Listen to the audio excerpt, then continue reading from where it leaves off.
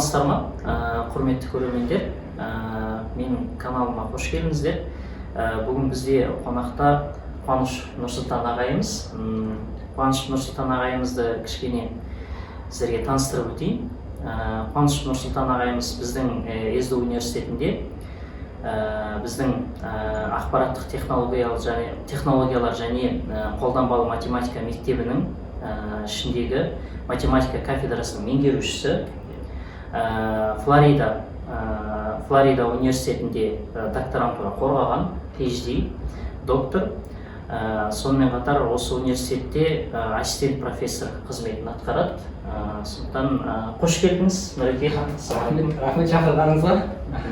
Өзімді таныстырып берейін. Яғни менің есімім Нұрсұлтан Қуанышев. Мен Түркістан облысы Ордабасы ауданы Төрткүл ауылында дүниеге келгем. Одан кейін мектепті осы жай мектепте бастадық. Одан кейін 7 жыл асқан бастап Шымкенттегі облыстық дарынды балдарға арналған мектепті математика және информатика бойынша оқып бітірдім. Одан кейін барып Қазақ ұлттық университеті Әл-Фараби атындағы математика мамандығына түстім. Оны бітіріп болғаннан кейін болашақ бағдарламасына тапсырып магистратураны шетелде ТАФС институтында бітірдім. Ол жерде ТАФС институтында геометриялық групп теориясы туралы оқыдым. Оқығаннан кейін ғылыммен айналысу үшін, яғни магистр жеткілікті емес екен. Докторантураны Американың грантымен Флорида университетінде тәмамдадым. Жақсы. Енді жалпы СДУ-ға қалай келдіңіз? Енді жалпы сізді СДУ-ға алып келген не себеп? Бұл керемет сұрақ. Бірінші айта кететін жағдай, СДУ Қазақстандағы, яғни ағылшын тілде беретін мықты университеттердің бірі. Мен бұл СДУ-ды шынымды айтсам, мен Назарбаев университетімен салыстырамын. Яғни Назарбаев университетінде бюджет жағынан мықты шығар, бірақ СДУ құда қаласа сол Назарбаев университетімен таласатындай деңгейге жетеміз. Жақсы. Яғни ағылшын тілінде сабақ беретін жоғарғы деңгейдегі университет іздедіңіз, е? Сол себепті де СДУ таңдап келдіңіз. Біз өте қуаныштымыз. Нұрсұлтан ағайымыз Қазақстандағы бір өте сирек кездесетін маман, алгебралық топология саласымен айналысады. Ал ол саламен біздің Қазақстанда жалпы айналысатын басқа кісілерді мен танымайды екенмін сізден басқа. Сіз білесіз бе? Алгебралық топология бойынша, яғни бірінші Флорида оқып жүрген кезде жетекшінен сұрадым. Қазақстанда, яғни сіз білесіз бе алгебралық топология дегенді? Яғни бір кісі болды, Фуат Гаджиев деген осы СДУ-дің деканында болған кісі. Ол кісі енді қазіргі уақытта Әзербайжанда. Ал енді бұл Қазақстанда жалғыз. Жақсы. Енді осы алгебралық топология мына жерде де сұрақтарымыз жалпы кіріспесін айта кетейін. Бізде біраз Еділ екеуміз студенттерден біраз сұрақтар жинаған едік. Жалпы сол сұрақтардың ішінде мынадай сұрақ бар екен, осы бағытқа қалай келдіңіз деген. Соны осыны былай айтқым келіп тұр. Жалпы осы алгебралық топологияны таңдауға не түрткі болды сізге? Не үшін алгебралық топология? Неге дифур емес, неге анализ емес, неге алгебра емес? Неге именно осы сала? Рахмет, сұрақ негізі мықты сұрақ. Яғни мен айта кетейін, Әл-Фараби университетінде оқыған кезде яғни дифурмен айналыстым. Одан кейін барып болашақпен шетелде оқыған кезде, ТАФС университетіне түскен кезде, ол жердегі дифур ол кісілер основном numerical метод дейді, яғни сандық методтермен шешті. Одан кейін ол маған қызық болмағаннан кейін мен фундаментал теория жағына барғым келді. Сол ТАФС университетінде мықты үш сала болды. Ол жақта бірінші representation теория дейді, екінші dynamical system, ergodic теориясы, үшінші геометриялық групп теориясы дейді. Сол үш саланың, яғни геометриялық групп теориясын таңдадым. Жетекшім Ким Руане деген кісі болды.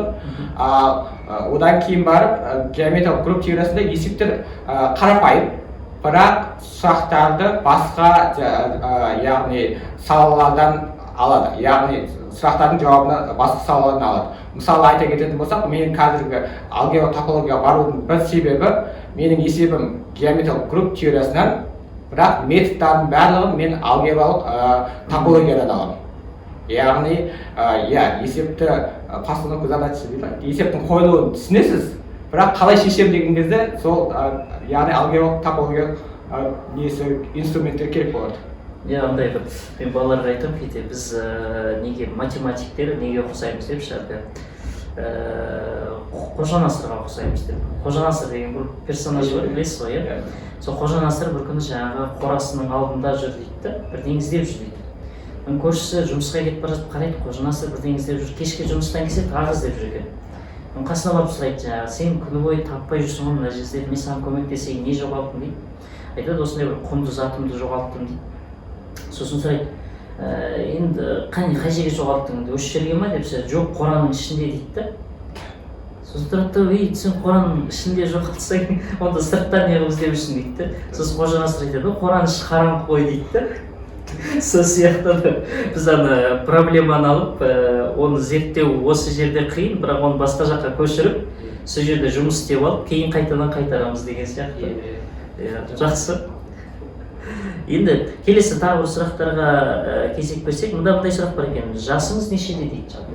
1991 жылы туылғам, жасым қазір 34-те. Жас 34-те, өте жақсы. Енді бакалавриат кезеңі туралы бір қысқаша мәлімет берсеңіз, жалпы жетекшіңіз кім болды, жалпы кімдермен оқыдыңыз деген сияқты. Бакалавриат кезеңі. Менің бакалавр кезіндегі айтсам, 2009 жылы Казгуға мехматқа, яғни математика мамандығына түстік. Ол жерде қазақ группасында болдық. Қазақ группасында 39 адам болды. Орыс группасында 20 адам. Ол жердегі қазіргі математика ғылымында жүрген 4 адам бар. Яғни Нұрғиса Есіркегені, қазір Кимепте асыл профессор, Айша, одан кейін бар Мади институт математикада жұмыс істеп жатыр. Бакалавр кезінде не қызықтар болды. Яғни біздің кезімізде Сураган Дөрөтқан ағай болды. Яғни сол кісі бізге, яғни сол кісі бастаған жастарды математикаға тарту деген. Сол кісінің елдерінде бірге жұмыс атқардық, яғни сол кісінің группасында болдық. Бакалаврымыз сонымен өтті. Жақсы. Енді бакалавриат кезеңі деп айтып сол кездегі бір есіңізде қалып кеткен бір қиын бір оқиға, сосын бір өте сізге бір бақыт сыйлайтын, сондай бір қызықты бір оқиға. Осыны айтып берсеңіз. Қиналған кезіңіз.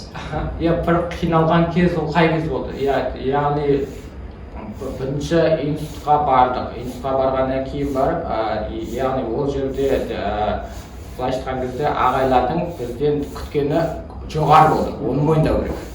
Одан кейін сол кезде қатты қиналдым, өз басым. Одан кейін барып сол матанализдегі ағайлар үшін қарапайым нәрселердің өзін мен қиналдым. Сол кезде көп кітаптарды қарадым, сол кезде қиыншылық болды. Кей кезде сұрақ болды менде.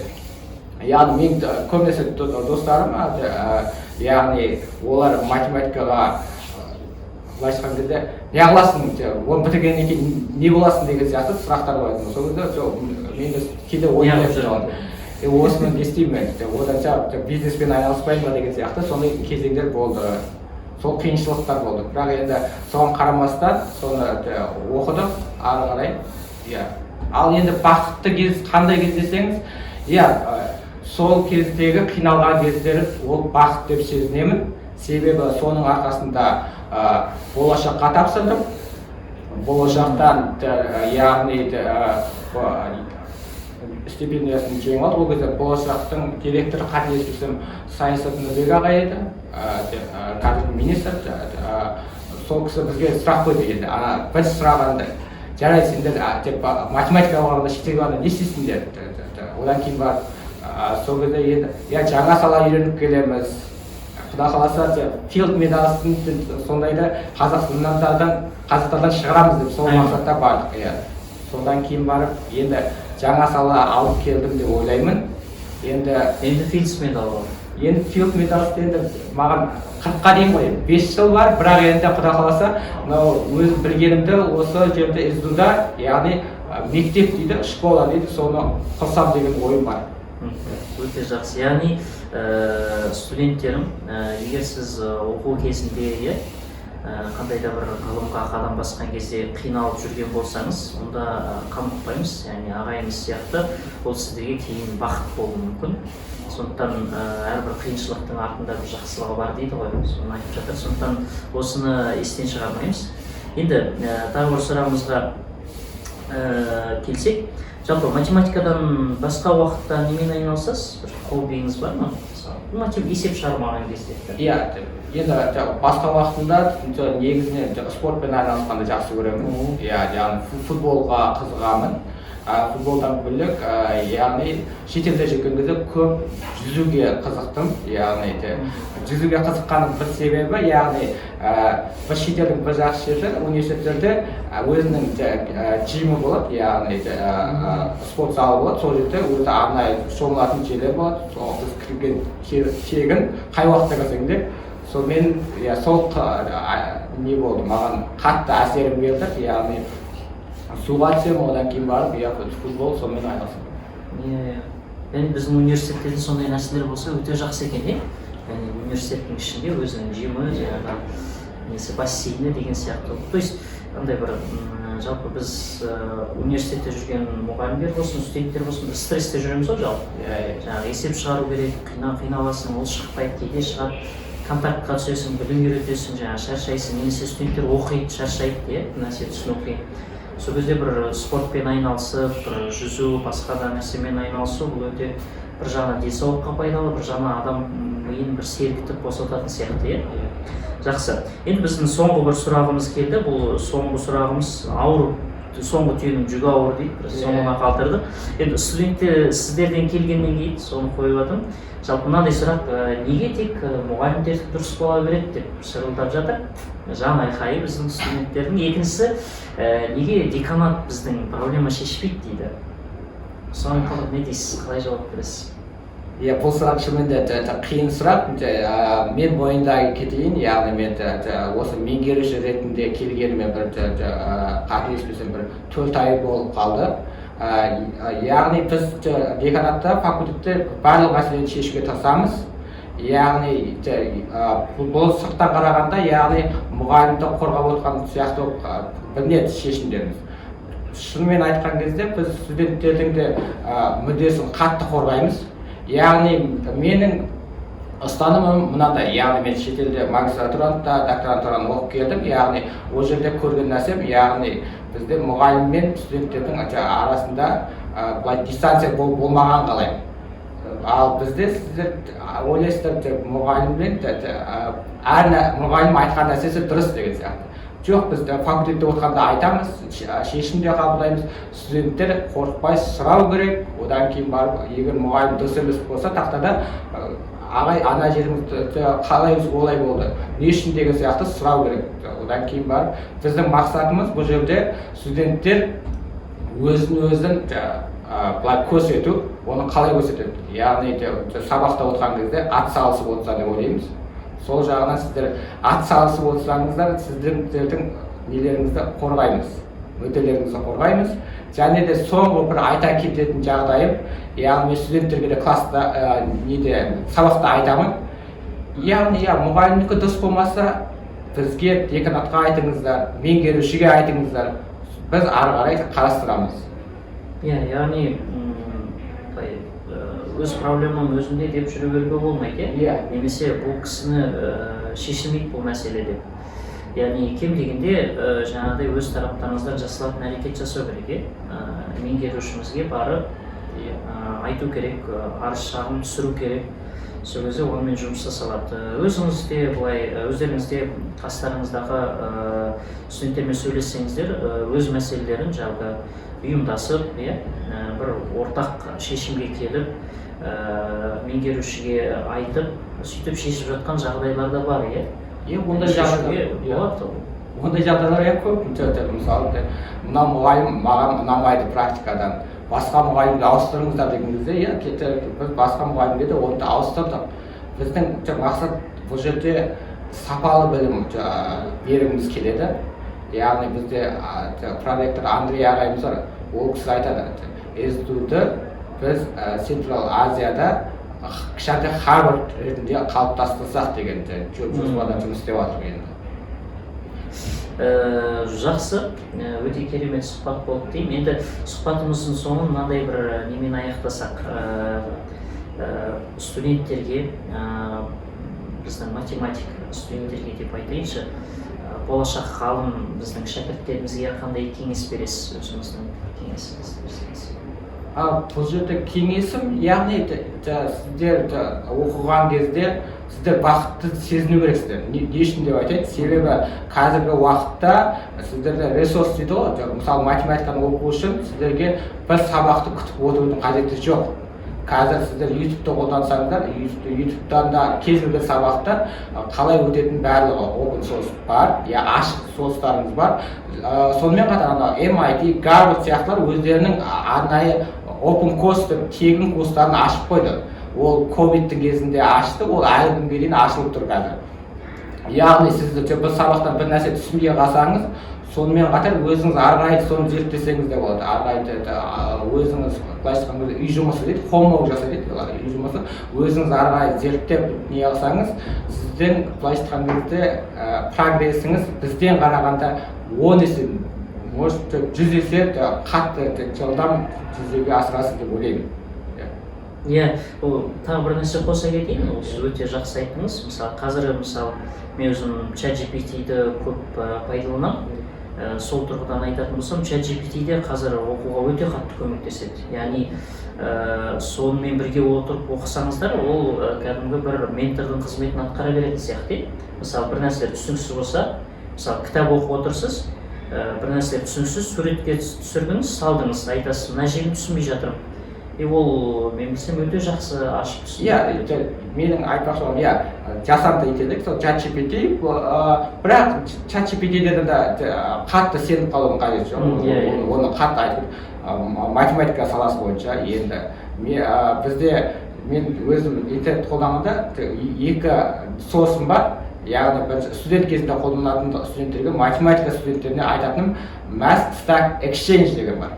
Ол жерде бүкіл әлемнің студенттері сұрақтарын қояды. Яғни мынау тізбек не үшін жинақталады? Сол сияқты қарапайым сұрақтарды сол жерден қарайсыздар. Ол жерде де ашық сорс болған екен, біреу сұрақ жауап береді, соған олар дауыс береді, дұрыс па, дұрыс емес па деген сияқты. Ол жерден алған информацияны сіздікі, яғни жасанды интеллект ChatGPT-ге қарағанда қайда керемет, бірақ оған уақыт кетеді. Сондай жерді сіздерге айтамын, яғни математика бойынша сұрақтарыңыз болса, сол бірінші Math Stack Exchange, егер зерттеулеріңізді сұрақтарыңыз болса, Math Overflow. Ол бүкіл әлемдегі профессорлар соны қолданамыз. Яғни мына жерде шықпай қалған есептерін ол жерде сол кезде айтады. Мынаны қандай методтермен шығаруға болады, болмаса мынаның дәлелдеуі бар еді ғой бұл жерде, естіген едім, соның дәлелдеуін маған қай жерде екенін көрсетіп бере аласыздар ма деген сұрақтарды сол жерге қояды негізі. Жақсы, өте керемет, өте пайдалы сұхбат болды деп ойлаймын. Сондықтан келесі кездескенше сау саламатта болыңыздар. Рахмет. Рахмет.